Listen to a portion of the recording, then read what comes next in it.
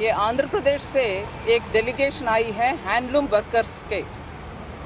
ये handloom workers कल president से मिली, प्रतिभा जी पाटिल से। आज prime minister doctor Manmohan Singh से मुलाकात हुई।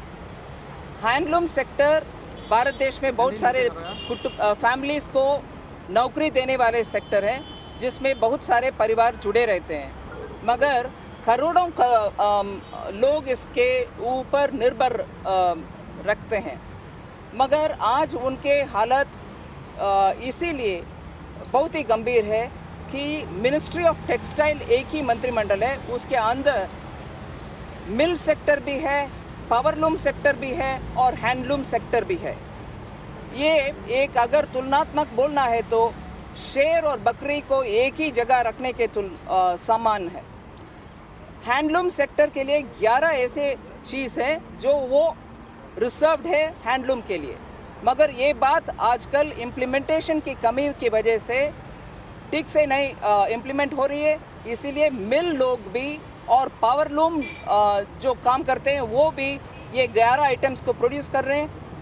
इसके वजह से हैंडलूम से 11 जो आइटम्स आता है उसको मार्केट मिलता नहीं है, क्योंकि हैंडलूम के जो भी बनाया हुआ चीज़ है ज़रा ज़्यादा महंगी रहती है, क्योंकि मेहनत ज़्यादा है इसमें और इनके लिए अच्छे कामगार भी हैं।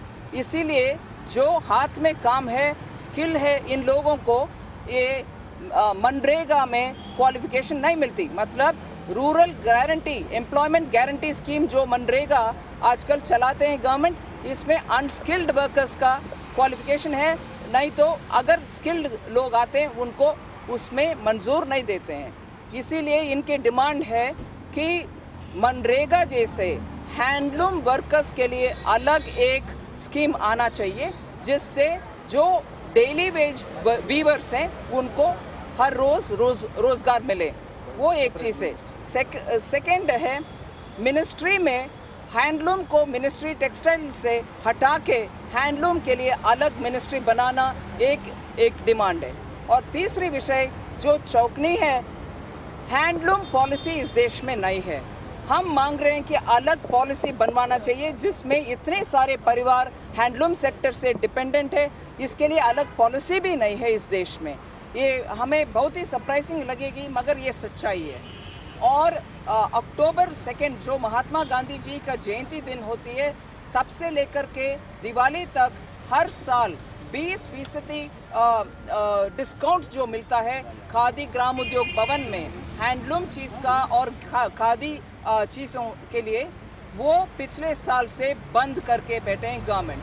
मतलब छूट अभी नहीं मिलता।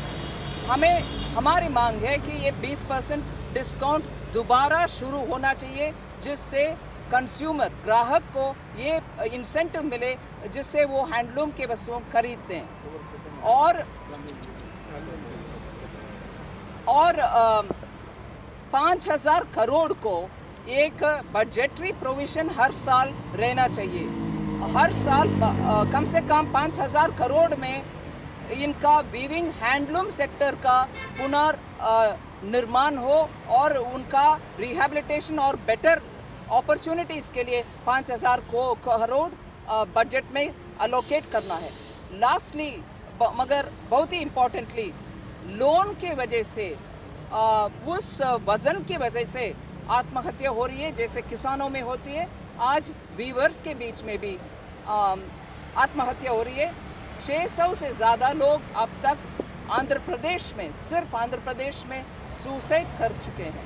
इनको हर एक सुसाइड जिन्होंने किए उनके परिवार का 5 लाख रुपया रिलीफ देने के लिए मांग रखे हैं हम। और लास्टली, जो सुसाइड्स हो रही है उसके कारण क्या है, ये सब इसके ऊपर ध्यान से और एक कॉम्प्रिहेंसिव स्टडी भी होना चाहिए। आखिर हम मांग रहे हैं गवर्नमेंट से, हैंडलूम सेक्टर इस देश का एक संपत्ति है, इसका हम ऐसे दरकिनारे रखने में इस देश का नुकसान होगा।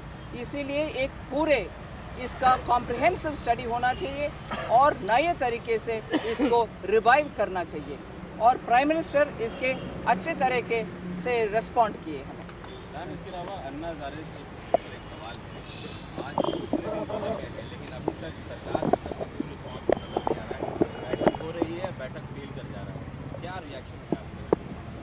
भारतीय जनता पार्टी की तरफ से हम तुरंत गवर्नमेंट को इस मामले में रिस्पॉन्ड करने के लिए डिमांड कर रहे हैं।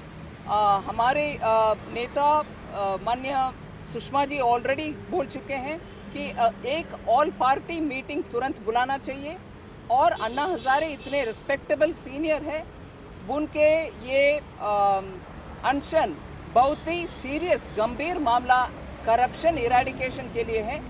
सरकार इसके ऊपर तुरंत रिस्पॉन्ड करना जरूरी है। Thank you.